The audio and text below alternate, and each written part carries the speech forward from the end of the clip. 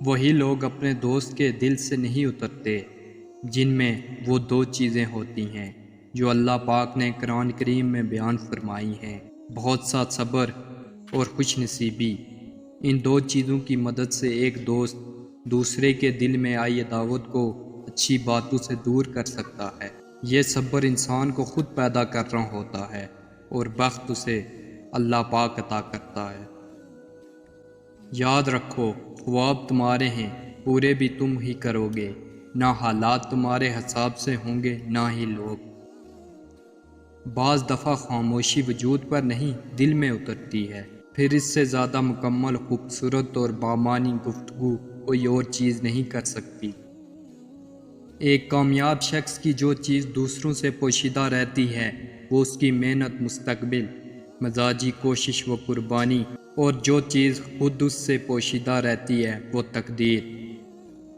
مشکل وقت میں دلاسا دینے والا کوئی اجنبی ہی کیوں نہ ہو، دل میں اتر جاتا ہے، جبکہ مشکل وقت میں کنارہ کر لینے والا کوئی اپنا ہی کیوں نہ ہو، دل سے اتر جاتا ہے۔ اپنی شخصیت کو سنوارنے اور زندگی کو بہترین بنانے میں اتنے مصروف ہو جاؤ کہ دوسروں پر تنقید کرنے کا وقت ہی نہ ملے۔ لوگوں کو قدر تب ہوتی ہے جب بہت دیر ہو چکی ہوتی ہے۔ تہذیب کا آغاز اس وقت ہوا جب کسی نے غصے میں آ کر پتھر کے بجائے لفظ سے وار کیا۔ دنیا کی کتابوں میں قرآن چمکتا ہے، قرآن میں اللہ کا فرمان چمکتا ہے۔ عادت بنا لے جو قرآن کی تلاوت کو، اللہ کی نظر میں وہ انسان چمکتا ہے۔ میرا رب نہ کبھی مجھے تنہا چھوڑتا ہے اور نہ ہی مجھ سے بیزار ہوتا ہے، میرے پاس اس سے اچھا رفیق کوئی نہیں۔ اس خاک کو معاف کر دے میرے اللہ، اس خاک میں جانے سے پہلے۔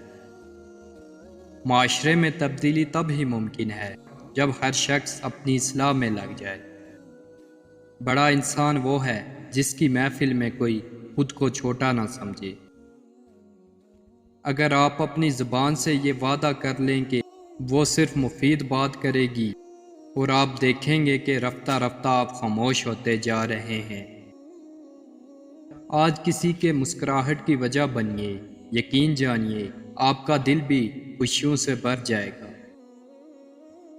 باشعور انسان وہ ہے جو اپنے آج کو گزرے ہوئے کل سے بہتر بنائے۔